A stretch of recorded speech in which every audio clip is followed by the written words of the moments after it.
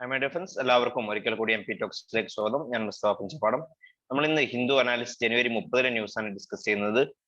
അതിൽ പ്രധാനമായിട്ടും ഇന്ന് നിങ്ങൾ വായിക്കേണ്ട ന്യൂസുകൾ ഏതൊക്കെ ന്യൂസുകളാണ് നിങ്ങൾ നിർബന്ധമായിട്ട് ഹിന്ദുവിൽ വായിക്കേണ്ടത്, അതുപോലെ തന്നെ അതുമായി ബന്ധപ്പെട്ട് നിങ്ങൾ എക്സ്ട്രാ എങ്ങനെയാണ് സെർച്ച് ചെയ്യേണ്ടത്, മനസ്സിലാക്കേണ്ടത്, അറിഞ്ഞിരിക്കേണ്ട കാര്യങ്ങൾ എന്തൊക്കെയാണ്, അതുമായി ബന്ധപ്പെട്ട മാപ്പ് സ്റ്റഡീസ്, ഇത്രയും കാര്യങ്ങൾ നമ്മൾ ന്യൂസ് അനാലിസ്റ്റിന്റെ ഭാഗമായിട്ട് ഡിസ്കസ് ചെയ്യുന്നത്. അപ്പൊ അതിലേക്ക് പോകുന്നതിന് മുന്നായിട്ട് നമ്മുടെ UPSC-യും IAS-ഉമായി ബന്ധപ്പെട്ട മറ്റുള്ള KS-ഉമായി ബന്ധപ്പെട്ട സ്റ്റഡിയുമായി ബന്ധപ്പെട്ട എല്ലാ മെറ്റീരിയൽസും പ്രൊവൈഡ് ചെയ്യുന്ന ടെലിഗ്രാം ചാനൽ ഉണ്ട്. ടെലിഗ്രാം ചാനൽ ലിങ്ക് ഡിസ്ക്രിപ്ഷൻ ബോക്സിൽ അവൈലബിൾ ആണ്. അതുപോലെ തന്നെ വളരെ കുറഞ്ഞ ഫീസിൽ UPSC അല്ലെങ്കിൽ KS പഠനം നടത്തുന്ന ആഗ്രഹമുണ്ടെങ്കിൽ നമ്മുടെ പ്രോഗ്രാം നടക്കുന്നുണ്ട്. അതുമായി ബന്ധപ്പെട്ട കാര്യങ്ങൾ കൂടുതൽ അറിയാനും അതിലേക്ക് ജോയിൻ ചെയ്യാനും ഡിസ്ക്രിപ്ഷൻ ബോക്സിൽ നമ്പറുമായിട്ട് നിങ്ങൾ ബന്ധപ്പെടാവുന്നതാണ്. അതിൽ പ്രധാനമായിട്ടും നോക്കേണ്ട ഒരു ന്യൂസ് ഉണ്ടായിരുന്നത്, നമ്മൾ മുമ്പ് പല പ്രാവശ്യം ഡിസ്കഷനിൽ വന്ന ഒരു ന്യൂസ് തന്നെയാണ്, നമ്മുടെ ഈ ഒരു പെഗാസസ് എന്ന് പറയുന്ന സ്പൈവെയർ. അപ്പം ഒന്ന് രണ്ട് കാര്യങ്ങൾ ഇതിന്റെ കൂടെ നിങ്ങൾ മനസ്സിലാക്കി വെക്കേണ്ടത് അല്ലെങ്കിൽ പഠിക്കേണ്ടത്. ഒന്നാമത് പറയുന്നത് നമ്മുടെ പൊളിറ്റിയിൽ നമുക്ക് ഇമ്പോർട്ടൻ്റ് ആയിട്ട് വരുന്ന ഒരു ടോപ്പിക്കാണ്. ഓക്കെ, ഒരേ സമയത്ത് ജനങ്ങളുടെ സെക്യൂരിറ്റിയോ സർവൈലൻസ് ബന്ധപ്പെട്ട ഒരു കോൺട്രവേഴ്സി എല്ലാ സമയത്തും ഉണ്ടാവാറുണ്ട്. അത് നമുക്ക് അറിഞ്ഞിരിക്കാം. അത് കൂടാതെ ഇന്റേണൽ സെക്യൂരിറ്റിയിൽ നമുക്ക് എന്ത് ചെയ്യാം, ഈ ഒരു പ്രധാനപ്പെട്ട സൈബർ സെക്യൂരിറ്റി എന്ന് ബന്ധപ്പെട്ടുള്ള ഏരിയയിൽ നമുക്ക് എന്ത് ചെയ്യാം, സ്പൈവെയർ എന്ന പ്രധാനപ്പെട്ട ടോപ്പിക്ക് നിങ്ങൾ മനസ്സിലാക്കി വെക്കേണ്ടതുണ്ട്. അതിന് മറ്റു രാഷ്ട്രീയ കാര്യങ്ങളൊക്കെ നമുക്ക് വിടാം, അത് ആവശ്യമില്ല. അതിന്റെ ഈ ഒരു നമ്മളുടെ എക്സാം പോയിന്റ് ഓഫ് വ്യൂ ഉള്ള കാര്യമാണ് മനസ്സിലാക്കി വേണ്ടത്. ഒന്നാമതായിട്ട് ഗവൺമെന്റിന് എത്രത്തോളം ജനങ്ങളെ സർവൈൽ ചെയ്യാനുള്ള അധികാരമുണ്ട്, അതേ സമയത്ത് കംപ്ലീറ്റ് ഫ്രീഡം ജനങ്ങൾക്ക് ഉണ്ടോ പ്രൈവസി എന്നുള്ളത്. അതുപോലെ തന്നെ റൈറ്റ് ടു പ്രൈവസി ഒക്കെ ഫണ്ടമെന്റൽ റൈറ്റ്സ് ആയി വന്നതാണ് കുട്ടസ്വാമി കേസിന് ശേഷമൊക്കെ. അതുപോലെ തന്നെ ഈ ഒരു എങ്ങനെ ബാലൻസ് ചെയ്യാം നാഷണൽ സെക്യൂരിറ്റിയും അതേ സമയത്ത് ജനങ്ങളുടെ ഫ്രീഡവും കൂടി എങ്ങനെ ബാലൻസ് ചെയ്യാം എന്നുള്ള ഒരു ആംഗിളൊക്കെ നിങ്ങൾ എന്ത് ചെയ്യാം, ജസ്റ്റ് ചെറിയ നോട്ട് ഉണ്ടാക്കി വെക്കാൻ വേണ്ടി ശ്രമിക്കുക. ഞാൻ പല പ്രാവശ്യം എഡിറ്റോറിയൽ കോളവുമായി ബന്ധപ്പെട്ടൊക്കെ ഡിസ്കസ് ചെയ്ത കാര്യം തന്നെയാണ്, അതാണ് അതിൽ അറിഞ്ഞിരിക്കേണ്ടത്. ഓക്കെ, ഇതിന്റെ രാഷ്ട്രീയ കാര്യങ്ങൾ ഒഴിവാക്കാം.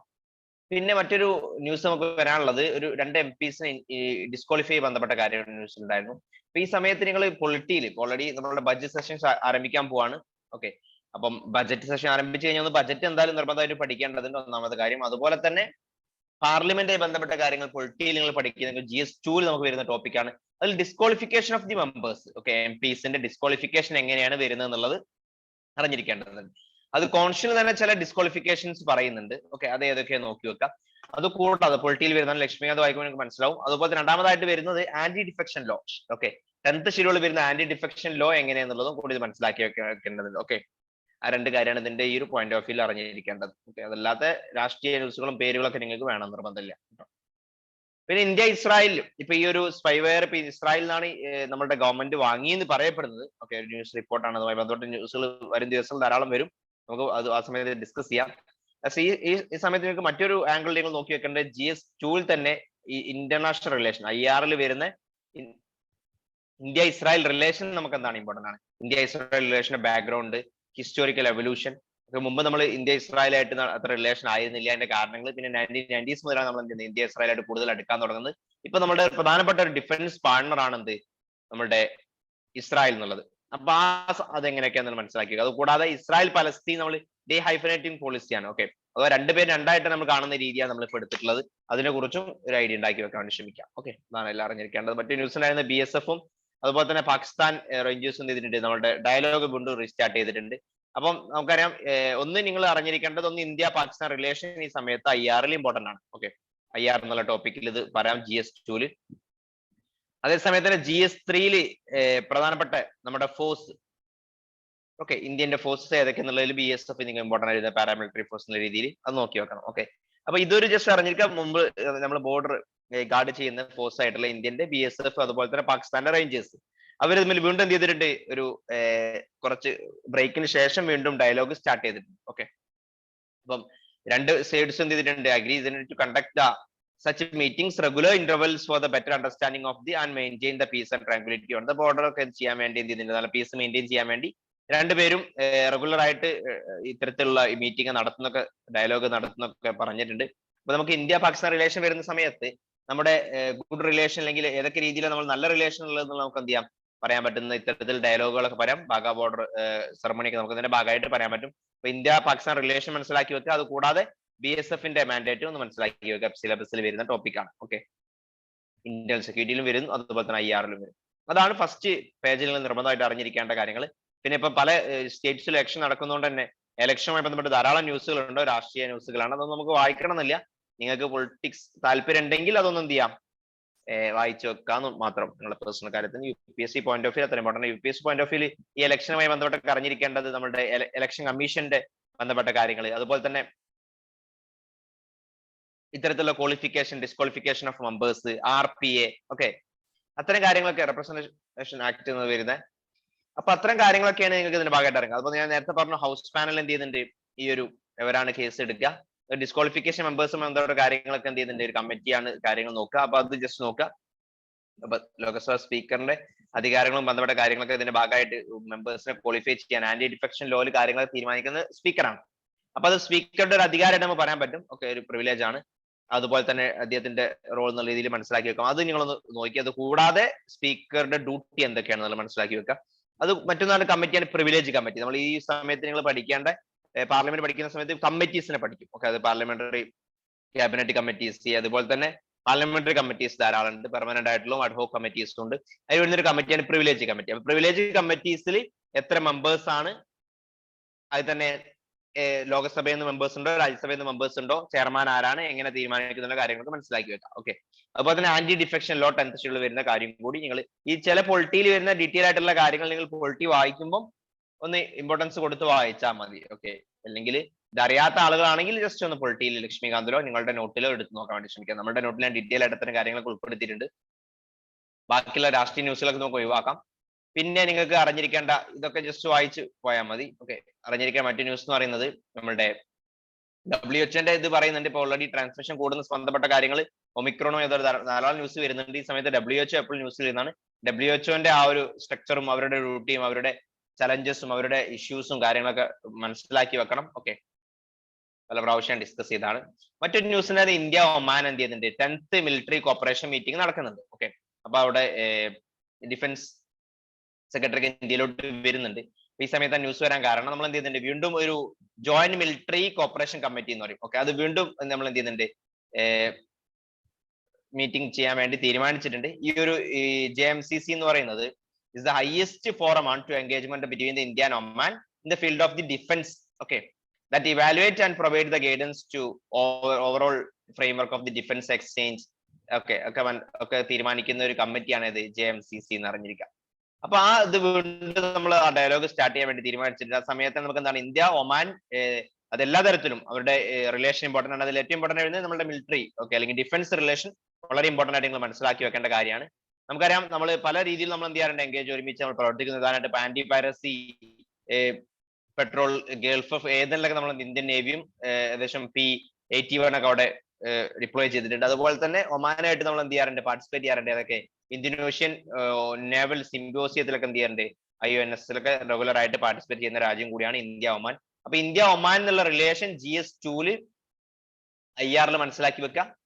അത് കൂടാതെ നിങ്ങൾ ഇതിന്റെ ഒരു മാപ്പും കൂടി മനസ്സിലാക്കി, ഇന്ത്യ ഒമാന്റെ മാപ്പ് അല്ലെങ്കിൽ ഒമാന്റെ മാപ്പ് എങ്ങനെയാണെന്നുള്ളത് ഇതിന്റെ കൂടെ നിങ്ങൾ മനസ്സിലാക്കൽ ഇമ്പോർട്ടന്റ് ആണ്. ഞാൻ മാപ്പ് കാണിക്കാം.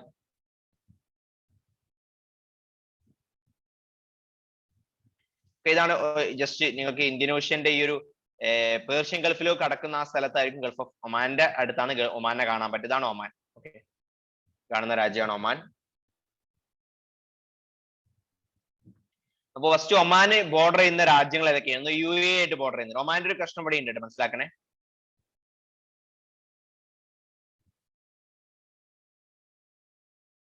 ഓക്കെ, മുസൻഡാം പെനിൻസുല എന്നൊക്കെ പേരിലൊക്കെ അറിയപ്പെടുന്നത്. ജസ്റ്റ് നോക്കിയാൽ പ്രൊണൗൺസിയേഷൻ നോക്കി വെക്കാം.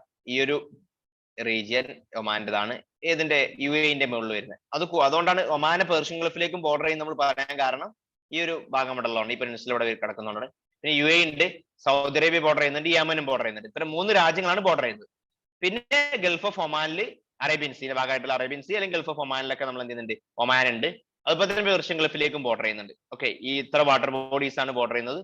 ഇതിൽ നിർബന്ധമായി കുറച്ച് അറിഞ്ഞിരിക്കേണ്ട കാര്യങ്ങൾ എന്ന് പറയുന്നത്, ഇവിടെ ഹലാനിയ ഐലാൻഡ് ഇവരുടെ ഭാഗമായിട്ട് വരുന്നതാണ്. ഓക്കെ, സല ക്യാപിറ്റൽ ആയിട്ട് വരുന്നത്. മസ്കറ്റ് ഉണ്ട് ഇതിന്റെ ക്യാപിറ്റൽ. സല എന്ന് പറഞ്ഞ ഇമ്പോർട്ടന്റ് ആയിട്ടുള്ള ഒരു പോർട്ടാണ്. ഓക്കെ, മനസ്സിലാക്കി വെക്കാം. പിന്നെ അതുപോലെ തന്നെ ഈ ഇവിടെ അറിഞ്ഞിരിക്കുന്ന പ്രധാനപ്പെട്ട ഒരു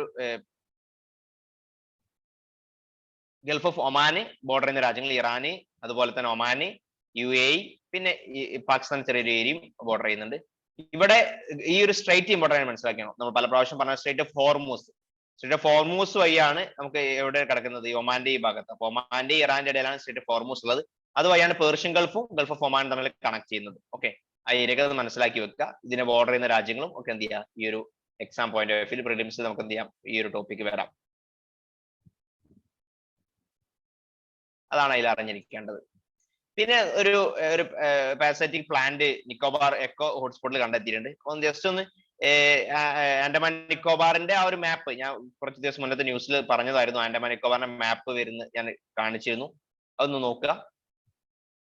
അത് കൂടാതെ ഈ സമയത്ത് എന്ത് ചെയ്യുക, ഒരു ബയോഡൈവേഴ്സിറ്റി എക്കോ ഹോട്ട്സ്പോട്ട് ആണ്. ഓക്കെ, ഏതെന്നുള്ളത് നമ്മളുടെ ആൻഡമാൻ നിക്കോബാർ എന്ന് വരുന്നത്. ഓക്കെ, നിക്കോബാർ സുന്ദ എന്നൊക്കെ വരുന്ന ആ റീജിയനായി ബന്ധപ്പെട്ട് വരുന്നത്. അപ്പൊ ഇന്ത്യയിലെ ഹോട്ട്സ്പോട്ടുകൾ ഏതൊക്കെയാണെന്നുള്ളത് നിങ്ങൾ എംബിയോമെന്റ് മനസ്സിലാക്കി വെക്കണം. ഓക്കെ, ഇന്ത്യയിൽ ഏതൊക്കെ ഹോട്ട്സ്പോട്ടുകളാണ് ഉള്ളതെന്നുള്ളത്. ആൻഡമാൻ നിക്കോബാറിന്റെ നിങ്ങളുടെ മാപ്പ് നിങ്ങൾക്ക് നോക്കിയിട്ടില്ലെങ്കിൽ ഞാൻ അതിന്റെ തന്നെ മാത്രം മാപ്പും ചെയ്തിട്ടുണ്ട്. ജസ്റ്റ് ആ മാപ്പ് വീഡിയോ എന്നുള്ളത് നിങ്ങൾ എടുത്ത് നോക്കി മനസ്സിലാവും. അതിൽ വരുന്ന ദ്വീപുകൾ ഏതൊക്കെയാണ്, ഐലാൻഡുകൾ ഏതൊക്കെയാണ്, അതിൽ വരുന്ന കുറച്ച് പാസുകൾ ഏതൊക്കെയാണ്. ഓക്കെ, 90 ഡിഗ്രി പാസ് അല്ലെങ്കിൽ ചാനൽസ് 90 ഡിഗ്രി ചാനൽ, 10 ഡിഗ്രി ചാനലൊക്കെ ഇതിലൂടെ പാസ് ചെയ്യുന്നത്. ഓക്കെ, അതുപോലെ തന്നെ അതിന്റെ ആ പ്രധാനപ്പെട്ട ദ്വീപുകളുടെ ആ ഐലൻഡുകളുടെ ഓർഡർ മനസ്സിലാക്കണം. ആൻഡമാൻ നിക്കോബാർ തന്നെ ഗ്രേറ്റ് നിക്കോബാർ, കാർ നിക്കോബാർ, അങ്ങനെ ആ ഓർഡർ മനസ്സിലാക്കി വ്യക്തമായിട്ട് ഐഡിയ ഉണ്ടാക്കി വെക്കുക. ഓക്കെ, അതൊക്കെയാണ് അതിൽ അറിഞ്ഞിരിക്കുന്നത്. പിന്നെ അതുപോലെ റീസെന്റ് കുറച്ച് പേര് മാറ്റിയ ഐലാൻഡ്, സ്വരാജ് ദ്വീപ് ഒക്കെ മാറ്റിയ ഐലാൻഡ്, പേര് മാറ്റിയ ഐലാൻഡുകളുണ്ട്, ജസ്റ്റ് നോക്കി വെക്കാം. അതാണ് അതിൽ അറിഞ്ഞിരിക്കേണ്ടത്.